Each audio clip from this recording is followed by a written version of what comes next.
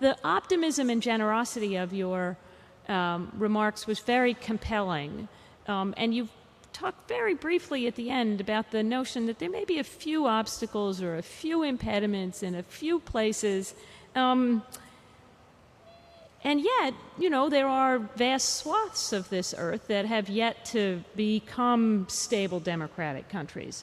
So I wondered whether you'd be willing to extrapolate, you know, expand a little bit on the kinds of things that, from your experience, represented surmountable obstacles. In other words, things that people would say, well, this is really an impediment. Georgia will never become democratic. And yet, you know, questions of corruption, questions of development, so forth and so on. How exportable is the Georgian experience? I think, first of all, I mean, all these things are universal. I mean, accountable government, transparency, control by the people, I mean, daily control, checks and balances. These are the things that you cannot invent a bicycle. I mean, that's how it is. You have independent media, you have civil society, you have checks and balances within government, you have transparency and accountability, and you have the result. Now, of course, there is always, I mean, there are also different models that could be. I mean, for instance, if you have too many special interests, having purely parliamentary government, where parliamentary groups have to come together and have to make a coalition government, can be detrimental at the initial stage. I mean, U.S. model is much more adjustable in such situations, with strong executive but strong parliament, strong legislature, because what it brings the system of checks and balances, where executive within its functions is less limited, but the legislature can have strong oversight. I think for societies in transition, this model is better from many points of view, because special interests will not prevail in basically swallowing all the resources of the society, because direct rule of the people can often be overshadowed with its special interests that do exist, and we know it from ourselves. You know, how we pulled ourselves from the mud with our own shoestrings was, initially I came in, we didn't have cash to pay any salaries. I mean, I came into my office, and 2 weeks after being president, they brought me my paycheck in an envelope. And guess how much President of Georgia was making before me? It was $20 US per 2 weeks. So $40 per month. And when they brought me, I thought they were, didn't know what it was. And when they told me it was my salary, I thought they were making fun of me. Because my predecessor was very rich. He's still one of the richest men in our country. His ministers, who used to get even less, were no less. I mean, their houses are the biggest ones still in the capital, and they enjoyed nice lifestyles. I mean, with all these meager salaries. But there was nothing. Of course, nothing was left to the government and to the people. So for 15 years, nobody thought about paving roads. Nobody thought about constructing schools. Nobody thought about, propping up at least some kind of military. Nobody thought about, like the way how police functioned in our case was that the police were told, we are not going to pay you any salaries. You have to earn your own living with bribes. We are not going to put gasoline into your cars, but you need to have some kind of cars, which we are not going to provide. You need to wear some kind of uniform, which we are not going to provide, but you should buy it from your corrupt income. And not only we are not going to pay you anything, but you have to bring us back monthly payments for what you get from your poor population. Of course, in such a system, everybody was corrupt. But the point is that there are many countries in the world when there is such a system, in different forms. And when basically the government is licensed to live at the expense of their peoples. Now, when we came in, we said we need initial cash to pay salaries. So we asked money from UNDP, United Nations Development Program, to pay initial money for salaries, to a few dozen of anti-corruption investigators and few hundred tax collectors. It enabled us to basically double our tax collection within a very short period, and then we started to pay to the others. Now, no official in Georgia gets lower than minimum survival rate, and some of the salaries are rather high. I mean, considering our GDP per capita, I think one of the highest in some cases in Eastern Europe, I mean, in terms of salaries, because this is essential. The first stage was to fix the government bureaucracy. The second stage is to do wider projects. Now, because we have higher tax collection, then people should see the difference. They were tolerant for the first year. Somebody who has been getting $20 as a pension was tolerant to see that some minister is getting $3,000 to $4,000 to $5,000 a month. But they are tolerant. We explain to them that it's necessary to improve their livelihoods later. Later, we have to show the results, and we are now building roads. The whole country is under reconstruction. We are building new power stations to curb power shortages. And this is something very visible already. People can touch it. I mean, it's there. We are building schools, we are building hospitals, and this is something else. At the same time, by liberalizing the system and moving the government away from the way of business, because I don't believe in strong government interference. I don't believe in any government interference in business, frankly. I mean, there was this temptation among some of my friends as well, with noble intentions, to say, now we are going to go and get them. We are going to get all these greedy oligarchs. We are going to reprivatize. We are going to, change things, make order in business community. Well, this is the worst thing you can do, because it's none of government's business. The government should, what freedom means, that you should leave them alone. And you should give them guarantees that they will be left alone. Except that you should give guarantees that if they have debates with each other, if they have disputes to be settled, judiciary will be efficient enough to help them, to provide remedy. So these are the stages of the way we are working. And again, it's extremely important to have assertive, efficient government with strong control from the legislature and from the media. But on the other hand, it's very important to understand that there's in some cases where government should stay behind, should not intervene in order for country to be successful. And that's another lesson we learned. This is a very tough lesson, by the way. If you are coming from Soviet past, you always have this temptation to go into the micromanagement of private citizens' activities. And even the most noble intentions usually bring us to very bad results. I think that's, if you look at our experience, we had 9% growth last year, now 8.7, I think. This year we are expecting 10% growth.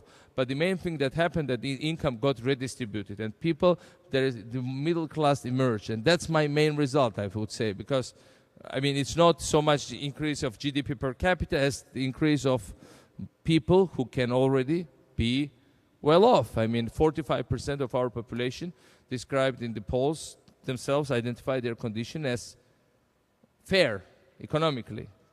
10% said that they are doing very well. Now, 2 years ago, it was only 5%. And this is self-identification. I'm not saying that. They are saying this, which means that people have got some economic optimism and middle class is emerging. And I think middle class in longer run is the main stability force for democracy and for sustainable, democratic, free development for every society where it emerges. And I think this is another thing that's coming. In the world in general, middle class is getting larger and larger.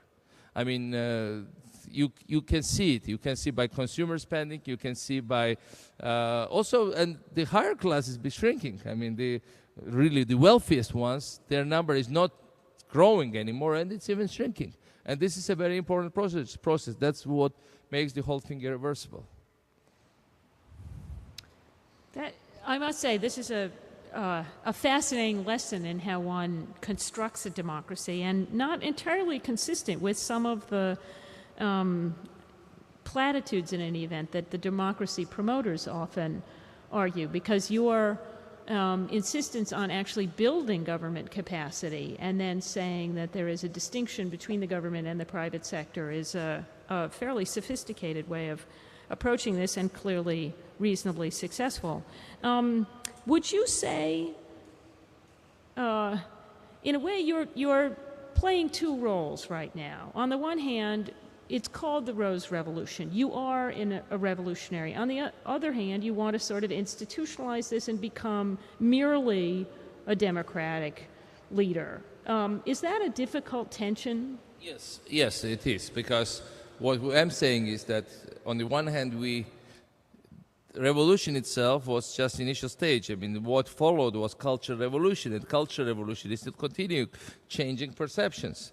And for that, we need to constantly be creating framework. I mean, we're a small country of little bit less than 5 million people, but still a country where we basically have this role of framers. And when you're framing something, you also want to be part of that system. And of course, this is always a tough challenge because on the other hand, it's just a regular democratic process. You get elections, you get criticism, you respond to criticism, and you can not play really, the founding father role. No, you are just down on the ground, and it's like it's not being part of great gallery of historic heroes. At least not for the time being. This is something that is business as usual, right? But on the other hand, I think the main thing that will stay behind us is cultural revolution, and this will make the whole process irreversible. And I think this is happening in Georgia, this is happening in Ukraine, but also in the former Soviet Union. Even if there was no regime change in other places, attitudes and perceptions also of ruling elites are dramatically changing. The first reaction was that of fear and panic. What's going on? It's going to come also to our countries. We are going to have mass. But I think now people started to understand that, first of all, revolutions and upheavals cannot be provoked by opposition only. It's a both-way street. If the government is stupid enough to all the time make mistakes and basically respond to even provocations from the opposition, then it's doomed. But if government is smart enough to preempt and to adjust and to make changes, then, why should somebody be changing regimes by taking hundreds of thousands of people to the streets and standing there in freezing rain for many weeks or months? No, it's not. So what's really happening, we are seeing that reform process, I'm sure, will become irreversible in many places. And I've been meeting with 4 other CIS leaders, and they've been very realistic about it. You look what happened in Egypt. People are critical about some aspects of Egyptian political system, but for the first time, the reality is that for the first time there was an open debate there. There were candidates, could speak on television, they could make their views known, and that was normal. Nobody was, even nobody was so much surprised by it. It was like normal. 3, 4, 5 years ago, it was unimaginable. What happened in Lebanon? The way they conducted public campaign, it was unimaginable a few years ago. So what I'm seeing is that people everywhere started to understand that, it's not so simple anymore. Life will never be the same anymore. And those that don't understand that, they're on their way out. Well, I certainly hope so. I have one more set of questions, so those of you who are beginning to think of your questions should prepare yourselves. And that's really to talk a little bit. You've talked in your introductory remarks about the role that the democracy promotion of the Bush administration has played, and even now you've talked about the notion that Georgia represents something of a model or an example to other countries. What is the role that outsiders can play in promoting democracy? I think the main outsider that helped us a lot, I already mentioned it, was CNN and television in general, and media exposure, and the moral support that it generates among other people. I don't think you can artificially provoke anything. You cannot pay for people to be in the streets. It's not possible. Even if you can sometimes, I guess, but those people to whom you pay, whatever amount you pay, they won't stay there for a long time. If people don't feel like being very desperate, even if you pay them like $100 an hour, they will stay there for a couple of hours in the rain, and they'll say they had enough and go home. I mean, be happy with those money that they got. And so the whole idea is that, they were paying them money, they were trained in special camps. I think even people who kind of circulated those ideas no longer believe in them.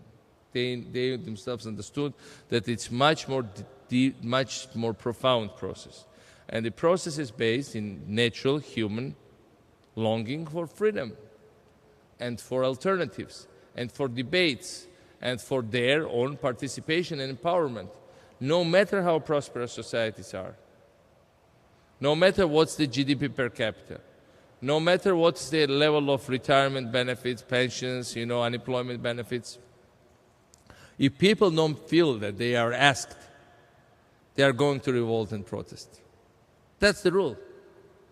And even in the poorest societies, if people feel that they can express themselves, their views can be heard, that their views do matter, revolutions are not going to happen. Even violent uprisings or mass protests are not going to be that often because people feel that they're being.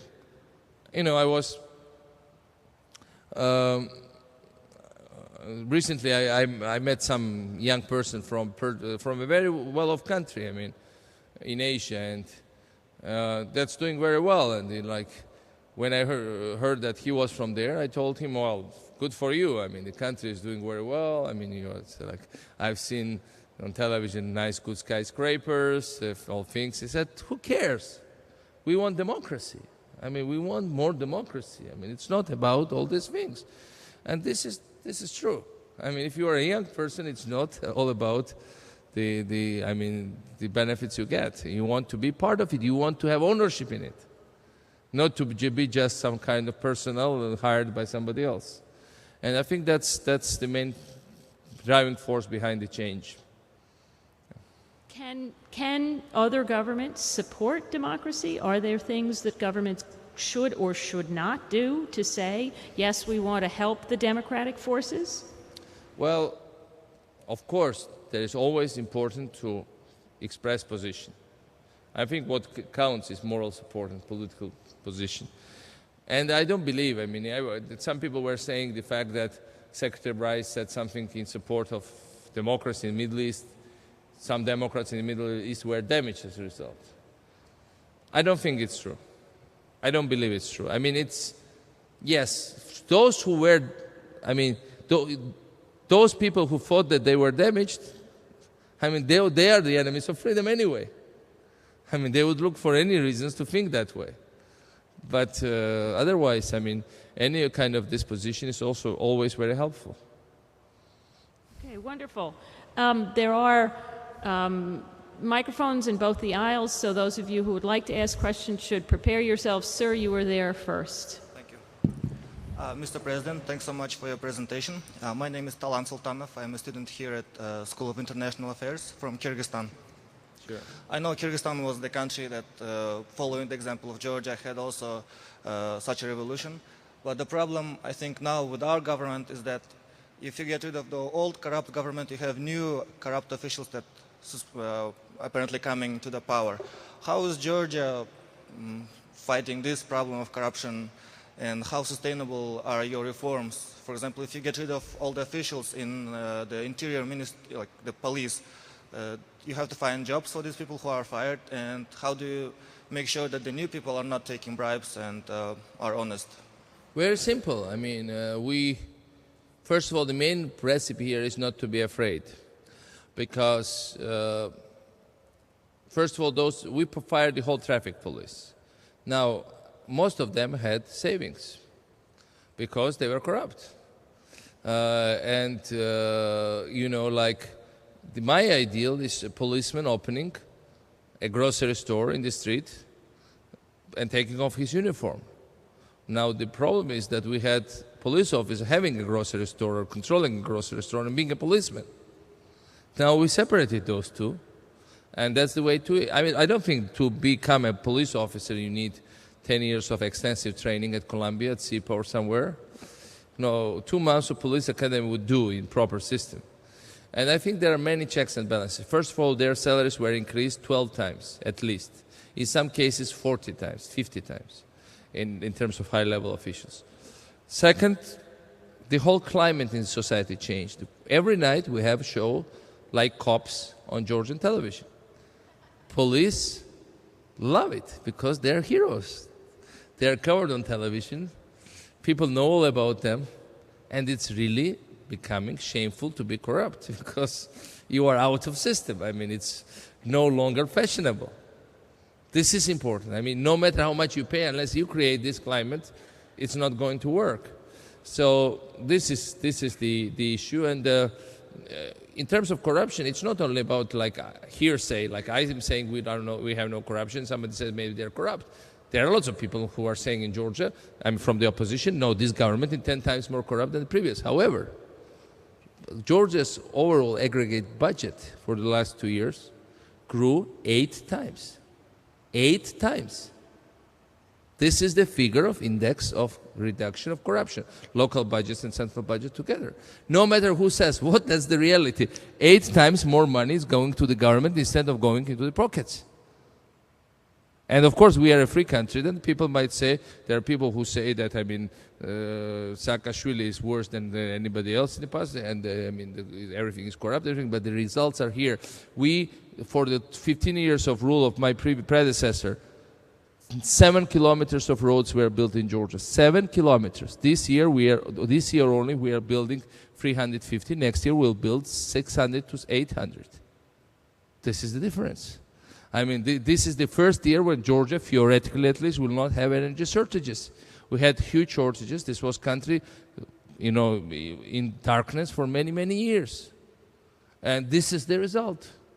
And many, many others, and many other things. I mean, so it's just, the reality is that if you are, and I don't believe that, if we don't get experienced officials from previous government, the country is going to collapse. I think there are enough knowledgeable people in societies. You just need to find them. I mean, you go back and they should take you and appoint as some minister or maybe prime minister. I don't know. That's what. I mean, we've been doing some experiments like this. Sometimes they were good, sometimes not. I'm one of these experiments. So I think Kyrgyzstan has some good prospects. I just spoke to her president, by the way, and I think he understands what should be done. Okay. Hi. Is it fine? Yeah. Yes. My name is Erkanda Buyari. I'm a doctoral student in economics and education here, and I'm Albanian, so I know a little thing or two about the evilness of a communist regime. I was in Georgia the summer of 2004, and I really want to congratulate you because I already witnessed Georgian people being a lot more enthusiastic about their future, and the country had already started to reconstruct. My question is about China, one of the last strongholds of communism in the world right now. And there has been an editorial piece by a newspaper. It's called Epoch Times, and its Chinese edition actually published a piece called 9 Commentaries on the Communist Party. Inspired by this piece, in brief, what this is a uncensored account of the violence and deception the Chinese Communist Party has used to keep itself in power. And inspired by this article, to date, there are 4.2 million Chinese people inside and outside China renouncing their membership to the Communist Party or other communist organizations. And a lot of China observers think that this is the beginning of the end of the communism in China, and the Chinese Communist Party will dissolve soon. And it seemed like you were optimistic about that in general. So I have 2 questions. One is about what is your prediction about communism in the world today, particularly with reference to China, a country which is also supporting oppressive regimes in countries. I believe it was Kyrgyzstan. There were reports that they were trying to help the government there escape the long lines of popular. questioners. Okay, I'll cut it short. And reinstating actually the question of Dean Anderson about what can the government of democratic countries do to support these democratic movements in these countries. it seems like we have double standards. So we have embargo for Cuba, but we have foreign investment for China. And it seems that suddenly foreign investment seems like a way to help the democracy in a country like China, but not in other countries. And looking at the history of Eastern communist countries, it was that economic isolation that really brought down these communist governments. So what is your comment on that? Well, thank you. I mean, first of all, I don't believe that communism has any future. I mean, I don't believe in it. In general, I believe that. I mean, I grew up in a family where communists were always hated, but because of that, most of that family has been destroyed in Stalinist purges. And my great-grandfather, who died when I was 17 years old, and I grew basically in his whole house, spent 12 years in Siberia. His brother was 20 years there. All brothers of my grandmother were shot, and her father was killed. So, I mean, we know it firsthand. I mean, and you know that last year there was the poll. I don't know whether it's, I mean, the poll is right, whether you share the same experience, but Georgians were second most optimistic people in Europe, but the Albanians were the first most optimistic people in Europe. No, I mean, if you are coming out of the country of Enver Hoxha, it's no wonder that you might be optimistic. Everything can be, nothing can be, I mean, worse, or everything looks better than under Hoxha. That's obvious. I mean, but the reality is that I don't think communism has any future, because it kills competition, it kills freedom of thoughts, and it's what it really brings is that mediocre people succeed. It kills talent. Because the way it is, you know, when I was first year student at university, they put me on the blacklist of KGB, and I was finished. I would never have got job. Maybe I wouldn't have been arrested, but I would be unemployed. I would be always under watchful eye of Communist Party or KGB. You know, if you would try to be a little, if they notice that you were kind of out of the mainstream, I mean, you are finished. And normally, educated and talented people, that's how they normally are, right? The communists cultivate these mediocre personalities. That's the reality. And that's something that was proved many times in examples of many countries. Now, how to treat concrete countries, it's very hard to say. I don't believe in, say, isolating China. I don't believe in it. How can you isolate China? I mean, China can isolate anybody else if it wants to. This is a huge economy, very rapidly growing one, very dynamic. I mean, and I would say that I wouldn't agree on assessment of Chinese foreign policy. My understanding is China has been behaving in foreign policy in a very moderate way in many respects, unlike some other countries. I didn't know anything about Kyrgyzstan. Now, talking about views about general political systems, I already told you. I mean, I believe that still liberal democracy has no alternative for anybody in the world. As I told you, you'll witness that every country will live within such system in the foreseeable future. Sir. Sir. Chris Baldwin, Graduate School of Journalism. Sir, the IREX, the International Research and Exchange Board, an NGO instrumental in cultivating democracy in the former Soviet Union by providing educational opportunities for outstanding scholars from these countries, among other things, including yourself, here at Columbia with the Muskie Fellowship, has been kicked out of Uzbekistan. Systematically, the Karimov regime is eliminating the very institutions that were key in Georgia, in Ukraine, and Kyrgyzstan. What options are left to the Uzbek people, and how important are these civil society and democracy-building institutions? Well, I mean, the problem with such, first of all, I really agree on the important role to be played by actors like IREX or any other, especially educational institutions, because without them, I would have stood no chance to come here.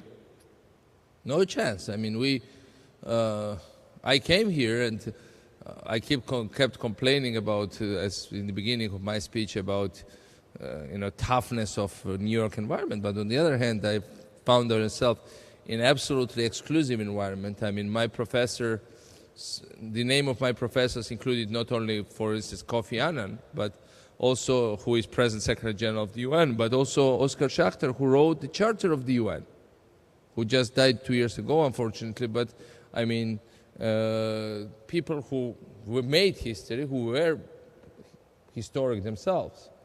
And I remember, and Lou Henkin was teaching me international law, and he was also himself living memory of everything that happened here. I mean, he would, it was 93, and he would go talk about some topics, say about 50s. And he would say, but the fact that this convention was not signed then was their fault, and point at me. Like I was former Soviet student. I mean, why should I take blame for Khrushchev, Brezhnev, and Stalin? Sorry. I mean, I once approached Lou Henkin and said, Professor, I mean, please leave me alone. I mean, I have nothing to do with that. But the reality is that education is the key. And what's happening now, for instance, in Vilnius, they set up a university for students from Belarus. And lots of young activists from civil society are coming there to study. And I think this is the thing. We should spread information. We should give them education. We should cultivate civil society. We should talk more about this. I mean, all international channels are available everywhere else.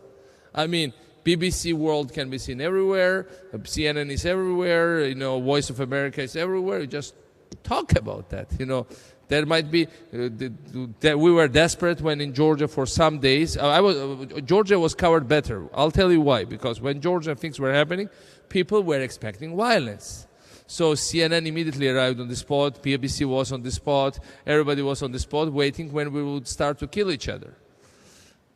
In case of Ukraine, I mean, for weeks, nobody would show up, except the Georgian channels. I mean, who cashed in on renting out their equipment later, because when Westerners finally understood that something is happening, they came in with one suitcase without any special equipment, and Georgian equipment was already there. But we were desperate because things are happening there, faking elections, and nobody speaks about it. What's going on? So these things really do matter. About these specific situations, there should be more discussion. And I'm sure that will inevitably produce such a moral thing, value that, I mean, you sit somewhere, you think the world has forgotten about you, and suddenly somebody comes out, some expert like you from Colombia, and speaks about situation in X country. I mean, every freedom-loving person in that country would immediately cheer up and say, we have hope. So that's the things that should be done. I think I will take only one last question.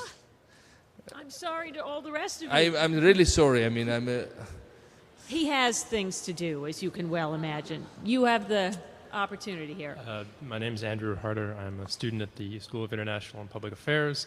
You already alluded to this earlier in your remarks, but I'm curious if you could elaborate on how you would like, or what you would like your own legacy to be. And specifically, I mean, to what extent does your ideal legacy involve a reimagining of Georgia's international policy, perhaps a reorientation towards Europe, perhaps eventual membership in the European Union, many years off, but in general, just a more independent international personality for your country, and how are you hoping to go about doing that over the coming years? well, we don't have global ambitions. We are a small country trying to survive in a very complicated geopolitical environment. However, I mean, Georgia inspired, really, Georgian example inspired lots of people all around the world, and that's inspiring for us as well. I mean, President Bush came to Georgia and spoke about Georgia like it was beacon of liberty, he said, for the whole world, and Georgia, he told us, created one of the most important moments of history. And what small nation would not be proud of such remarks? I mean, we were proud, we are still very proud. So this is one thing. The other is Georgia is an European country. Now it's a matter of recognizing it. It's a matter of getting there. I believe that there is a realistic chance within my presidential term, under Constitution, I might have 2 terms. I'm talking about first term that ends by the end of 2008 to speak about Georgia's integration into NATO. I mean, we are speaking about it. We have realistic expectations about it. And I think things are going to move much faster than people would imagine. Now, once we solve the problem with NATO, we also regard this as an entry ticket to other European institutions because it's guarantee for further economic development, for democratic development, for further empowerment of our people, and for more enthusiasm and hope. And I think today it's still, I mean, many things appear to be very, yet bleak and unresolved, I mean, of course. But few years ago, when they started to speak about accession of Baltic countries to NATO, people thought that it was a joke. Former Soviet countries in NATO, it was inconceivable for 90% of the Europeans. It happened. Not only the NATO, but then the European Union has happened. Nobody thought about Romania and Bulgaria just a few years ago. It's happening. It's happening. And no matter what, it's going to matter. They are already in NATO, and they will also join the European Union. And so are we. We are in the region from where, of whom most of the people have never heard before, right? As I told you, when I was here, we were fighting bloody war with forces that came into Georgia from Russia. Basically Russian troops. Nobody cared about it because I remember very well Gary Hart, whom you might remember. I mean, I certainly remember him very well because when I was a child, he was a big superstar in American politics. And he came to speak to this, not to this hall, to the other one, the other building he was invited by School of Political Science. And it was 93. And of course, he was kind of very critical of Clinton at that time. Like it was visible that he was saying that Clinton basically took his role. He said Clinton was junior aide on my campaign. This guy has no brains. I mean, his wife is guiding him, things like that. I mean, he was pretty nasty. And then, at certain moment, and this was like my hero, I always thought it was a big charismatic figure. At certain moment, by criticizing Clinton, he went that far as to say, and this was the moment when Georgia is fighting war, and I'm nervous that nobody cares. And Clinton made some statement about us a few days before. He was the only one even then that made statement. No European leader cared about Georgia at that moment. And he said, he is so unserious that he even made this stupid statement and said, why in the world should we care about territorial integrity of some Republic of Georgia? And this was like, I mean, the very second he died for me as a person. I mean, he got totally destroyed. He committed political suicide in my eyes. And I was like, what? I mean, we are some certain country that nobody should care about? That's what he said. And by the way, when I met Clinton, I wanted to thank him about in the end, but I was like, thank you for making that statement that Gary Hart didn't like. But the reality was such that 12 years ago, saying that one day President of the United States will go to this certain country of Georgia and proclaim that it's exempt for the whole world is unimaginable. So after that, nothing is unimaginable anymore. I mean, definitely we'll get to the European Union faster than people will go to Mars, and they're going to go to Mars quite soon. Okay. Thank you very much for seeing me.